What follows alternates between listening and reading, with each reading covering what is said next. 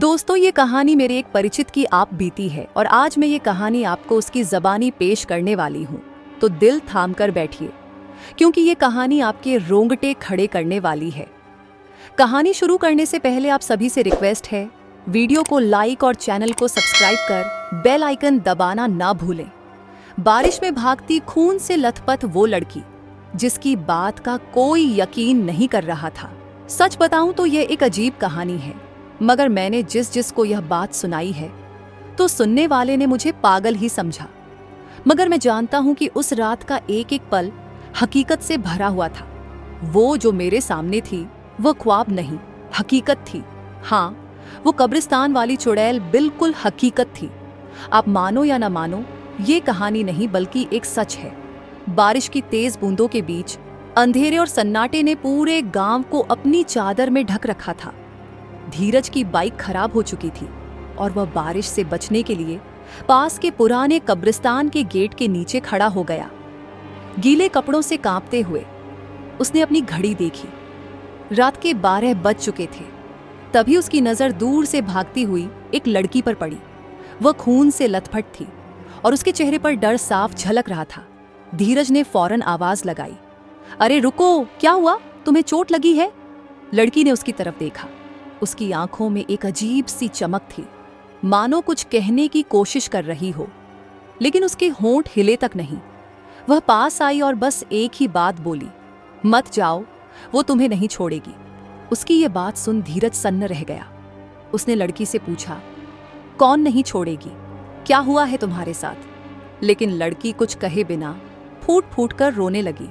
बारिश और तेज हो गई थी और धीरज को समझ नहीं आ रहा था कि क्या करे। तभी उस लड़की ने कब्रिस्तान के अंदर की तरफ इशारा किया और कहा, वहां मत जाओ, वह हर रात तुम्हारी तरह लोगों को फंसाती है। धीरज को यह बात अजीब लगी, लेकिन लड़की की हालत देखकर उसने तुरंत पुलिस को फोन किया। लेकिन जैसे ही उसने मुड़कर लड़की की ओर देखा, वह वहां से गायब हो चुकी थी। धीरज का दिल जोर जोर से धड़क रहा था। बारिश अब धीमी हो चुकी थी, लेकिन चारों तरफ अंधेरा और डर का माहौल बना हुआ था। लड़की के गायब होने से वह और बेचैन हो गया। उसे कुछ समझ नहीं आ रहा था, लेकिन उसके कदम अपने आप कब्रिस्तान के गेट की ओर बढ़ गए।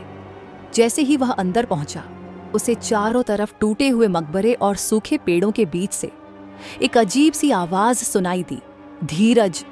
यह आवाज किसी महिला की थी, लेकिन वह बेहद डरावनी और कर्कश थी। कौन है यहाँ? धीरज ने हिम्मत करते हुए पूछा, लेकिन वहां उसे कोई दिखाई नहीं दिया। धीरज को लगा कि यह उसका कोई भ्रम है, इसलिए उसने खुद को नॉर्मल किया और अपने घर की तरफ निकल गया। वो बहुत थक चुका था, इसीलिए उसे खाना खाने के तुरंत बाद ही नींद आ गई। अगले दिन उसकी भाभी सुबह सुबह उससे मिलने आई और अपने साथ आकर रहने के लिए कहा, पर धीरज ने मना कर दिया कि नहीं भाभी, आप लोगों की अभी नई नई शादी हुई है, ऐसे में मेरा वहां आकर रहना सही नहीं लगता। फिर नाश्ता करके वह अपने ऑफिस के काम से निकल गया। रात हो चुकी थी। खाना खाने के बाद वह सोने की तैयारी करने लगा। अभी थोड़ी ही देर हुई थी, उसे लगा कोई खिड़की से उसे ही देख रहा है। धीरज तुरंत पलट कर देख, लेकिन कोई नहीं था। तभी उसे कब्रिस्तान से कुछ आवाजें आई। उसने खिड़की से बाहर देखा तो वही लड़की उसे फिर से दिखाई दी। धीरज तुरंत ही कब्रिस्तान चला गया। तभी उस लड़की ने कहा, तुम्हें यहां नहीं आना चाहिए था। लेकिन धीरज बोला कि माफ करना, मगर मुझसे तुम्हारी ऐसी हालत नहीं देखी जाती। आखिर तुम्हारे साथ हुआ क्या है? तुम मुझे बेहद दर्द में दिखती हो। प्लीज मुझे बताओ कि बात क्या है। उसके इतना कहने पर भी उस लड़की ने कोई जवाब नहीं दिया और आगे बढ़ने लगी। थोड़ी दूर चलने पर धीरज को किसी ने पीछे से आवाज लगाई। जब उसने मुड़कर देखा तो कब्रिस्तान की रखवाली करने वाला वो आदमी उसे घूरकर देख रहा था। उसने आगे आकर धीरज से पूछा, तुम इतनी रात गए यहाँ क्या कर रहे हो? तो धीरज ने कहा कि अरे अंकल, मैं तो बस इस लड़की मदद के लिए आया था। इतना कहते वक्त जब धीरज पीछे पलटा तो वहां वह लड़की नहीं थी। धीरज हैरानी से बोला, अरे कहाँ गई वो? तभी उस बूढ़े अंकल ने कहा, अरे बेटा, ये कब्रिस्तान है और वहां कोई भी नहीं है, तुम घर जाओ, यहां रुकना खतरा है। लेकिन धीरज की उत्सुकता अब बढ़ने लगी थी। अगली सुबह ही उसने उस अंकल से पूछा, कि वह लड़की कौन है जो रात को इस कब्रिस्तान में घूमती है। धीरज का सवाल सुनते ही वह आदमी डर से कांपने लगा। डर डरते उसने कहा, बेटा दूर रहो इन सब से। वह कोई इंसान नहीं बल्कि चुड़ैल है जो हर रात अपने शिकार के लिए यहां भटकती है।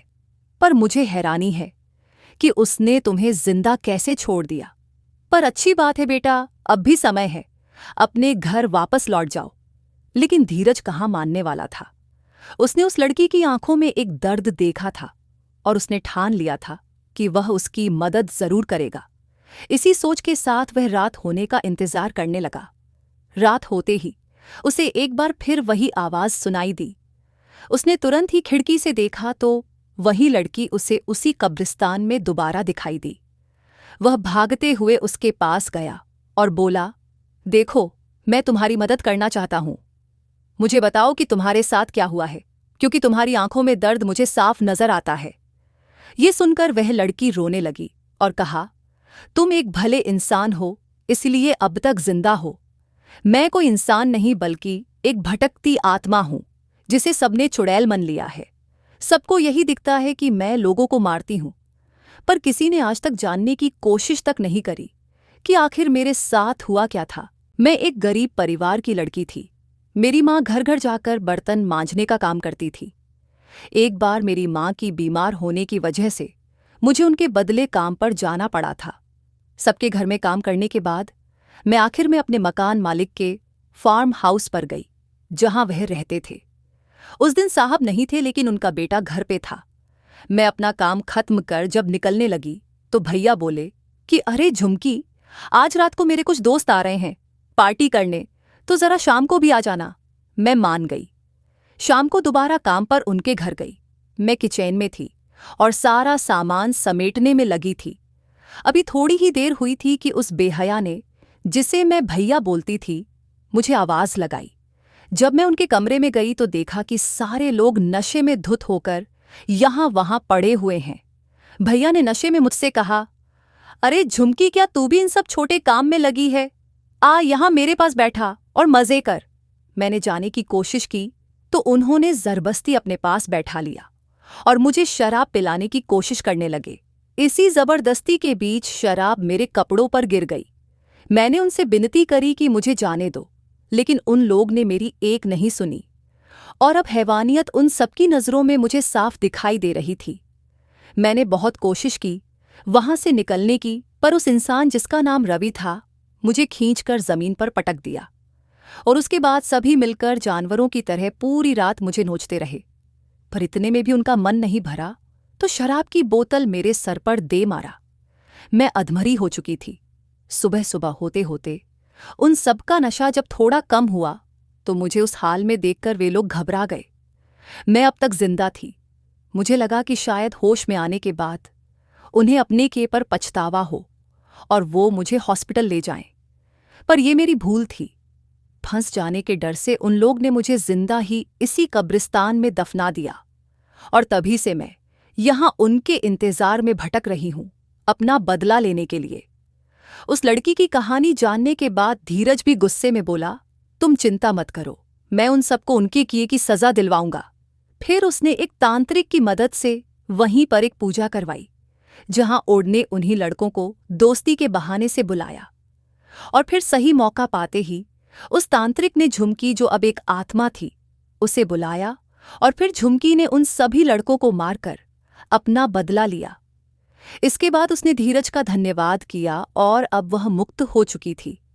तो दोस्तों, कैसी लगी आपको यह कहानी? धीरज और कोई नहीं बल्कि मेरी चाची का बेटा है। आज भी जब उसे वह रातें याद आती हैं तो वह झुमकी को याद कर रोता है। कहानी कैसी लगी कमेंट में जरूर बताएं। मिलते हैं अगली एक और सच्ची कहानी के साथ।